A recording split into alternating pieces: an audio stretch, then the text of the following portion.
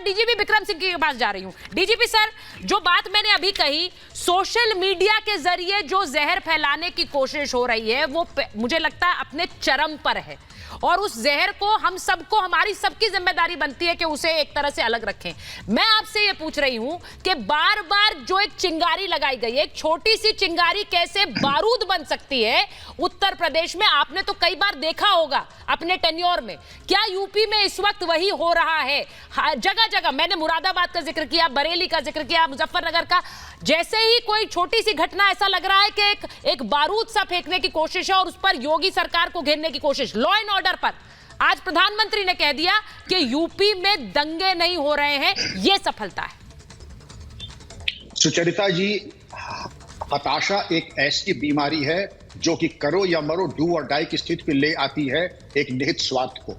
हमारे विद्वान पैनलिस्ट ने बहुत सारी बातें की और गड़बड़ी फैलाने के लिए ये भी है, आप देखें कि ये जो कालखंड है, अगर इसमें एक बार पराजित हो गए, जिसकी कि साफ संभावना दिखाई पड़ रही है, तो इसके बाद भविष्य फिर अंधकार में ही अंधकार में दिखाई पड़ रहा, क्योंकि उसके बाद उससे उबरना आसान नहीं होगा। आप छोड़ दीजिए राजनीतिक बातें, छोड़ दीजिए सामान्य व्यक्ति। सुचरिता जी, आप भी एनसीआर में रहती हैं, मैं भी एनसीआर में रहता हूं, और पूरे स्टेट का नहीं, नॉर्थ इंडिया की नब्ज मैं जानता हूं। अपराध पर जितना अभूतपूर्व नियंत्रण आज हुआ है, इसके पहले कभी नहीं हुआ। जहां पहले बाहुबलियों का बोलबाला था, कोई कार खरीदी किसी ने, मर्सिडीज या हाई एंड, कहते गाड़ी यहां खड़ी कर जाओ, प्लॉट पसंद आ गया प्लॉट ले लो। गायत्री प्रजापति ब्रांड एम्बेसडर थे ऐसे मंत्रिमंडल के। इसके अलावा 100 सोनार की 1 लोहार की बताता हूं। जब आपने एसटीएफ सर्विंग डीजीपी और अवकाश डीजीपी के खिलाफ हत्या का मुकदमा लिखा आपने, तो फिर बचा क्या?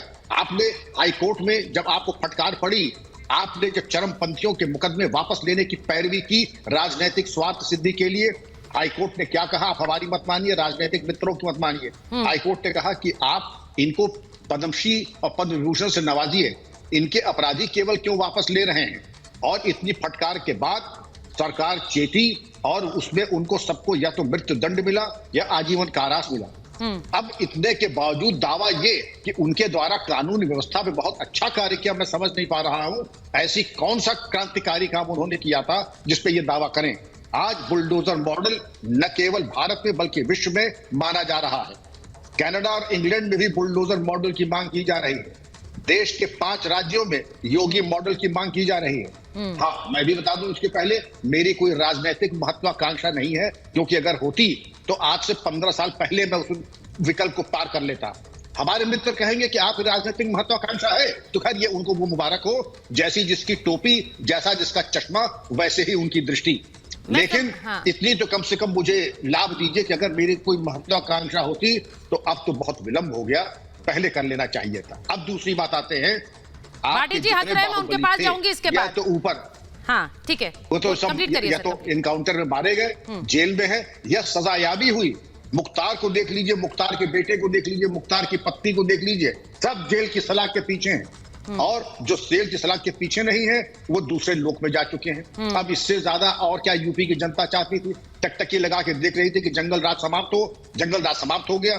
लेकिन इनका राज्य कहीं ऐसा ना हो कि कालांतर के लिए दशकों तक दोबारा इनका नाम और निशान भी लोग भूल जाएं। इसलिए ये हताशा है, सोशल मीडिया पे शरारत है और भ्रम और की स्थिति उत्पन्न कर रहा है। डीजीपी विक्रम सिंह जी, आपका जो कार्यकाल रहा, आप मायावती जी जब मुख्यमंत्री रही, आपका कार्यकाल रहा, भाटी जी की जो पार्टी है उसके भी जो सारे नेता आते हैं, और मैं उम्मीद कर रही हूँ भाटी जी की आपकी भी गिनती उनमें है, वो सब बहुत मान के साथ आपका नाम लेते हैं। तो मैं ऐसी उम्मीद कर रही हूं कि डीजीपी विक्रम सिंह जो बात कह रहे हैं, और इसीलिए सर ये अक्रॉस पार्टी लाइंस मैंने देखा है कि आप जब बात कहते हैं तो आपको कोई काटता नहीं है।